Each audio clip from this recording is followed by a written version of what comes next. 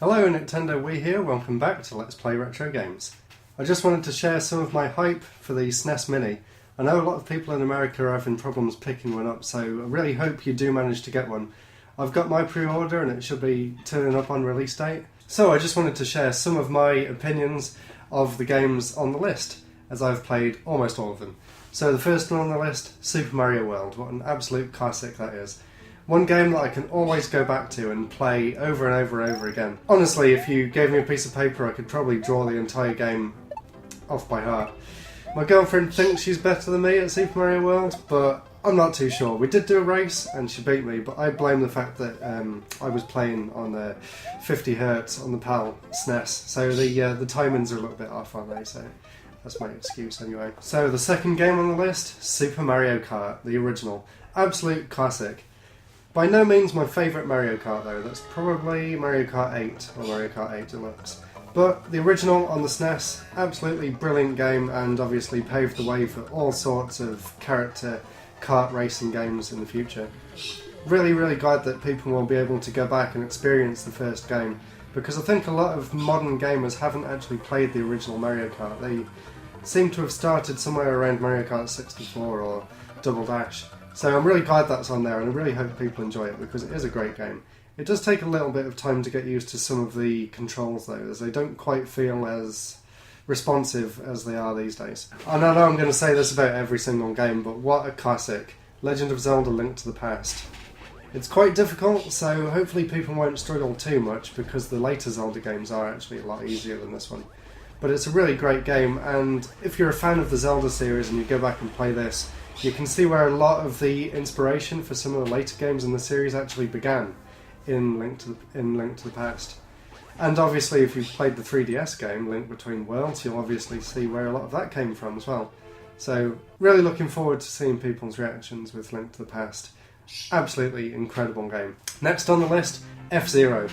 I know this may be slightly controversial, but I'd say I actually prefer FZero for the SNES over Super Mario Kart. The original on the SNES, although it's lacking in a lot of features, it is a really great game, and definitely one that I'm looking forward to going back to and playing again. Super Metroid. I wish this one was last on the list because not only is this the best game on the SNES, in my opinion, it's one of the best games of all time on any system ever.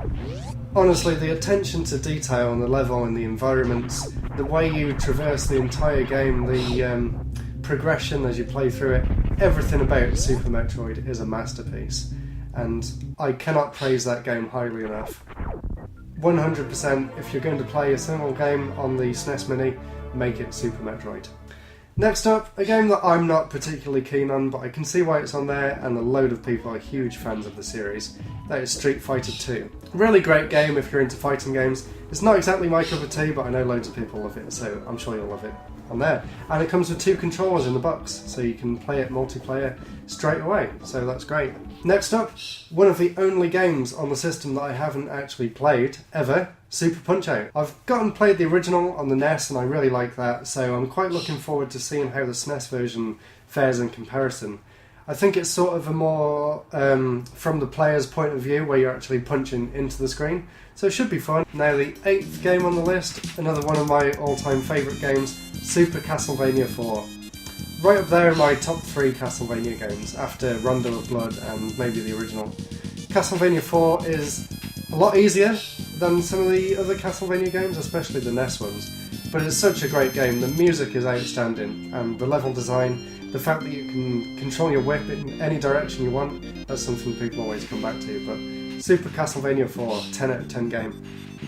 And another 10 out of 10 game, oh my god, I'm getting so carried away with this. The selection of games on the SNES Mini is incredible.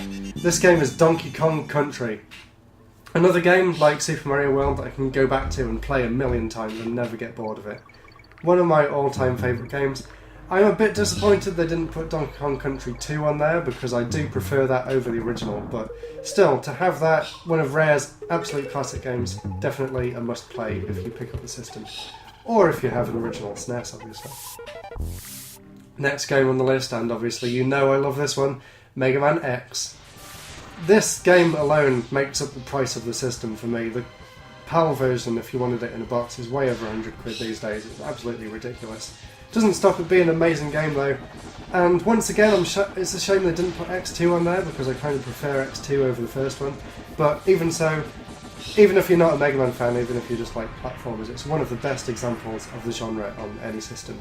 So really excited for people to be able to play Mega Man X in a lot more of an affordable way as well. This game used to be my favourite game of all time. It's still right up there as one of the best, and definitely the best game in the Kirby series.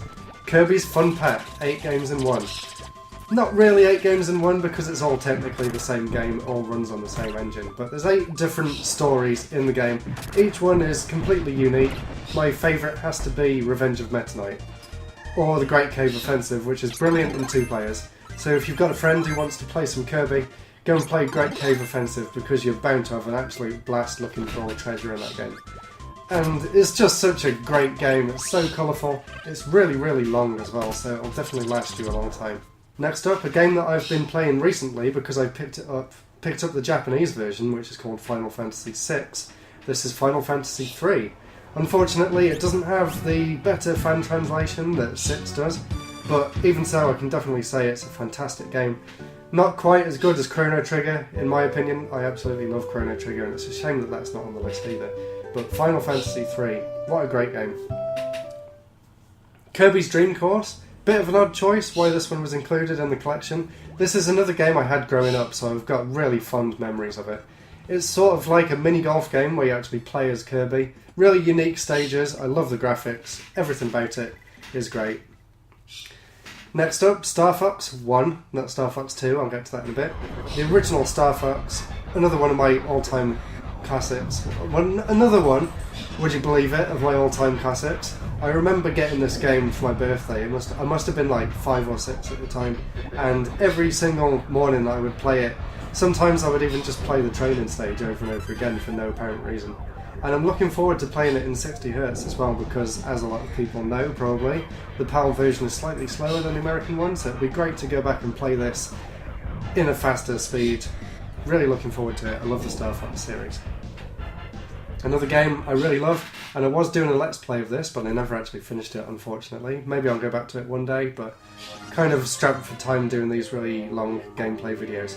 This is Yoshis Island. Obviously, it's an amazing game. I'll put a link either in the eye in the corner or in the description. You can go and watch what there was of my Let's Play. Didn't quite finish it, I think I got to about World 6, but even so, great game. Love the graphics, love the style, love the music.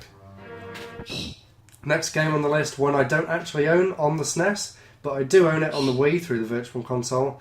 That is Super Mario RPG Legend of the Seven Stars. Really unique game. It's very interesting that Square and Nintendo actually collaborated, and this game went on to create the Paper Mario series and the Mario and Luigi series, so if you love either of those games, definitely worth going back and playing Mario RPG. Contra 3, The Alien Wars, a game that I picked up very recently actually from the London Retro Gaming Expo. I haven't got very far in it, so I'm not sure whether I'll hold out and play it on the SNES Mini or just go back and play it on the SNES as I have been doing.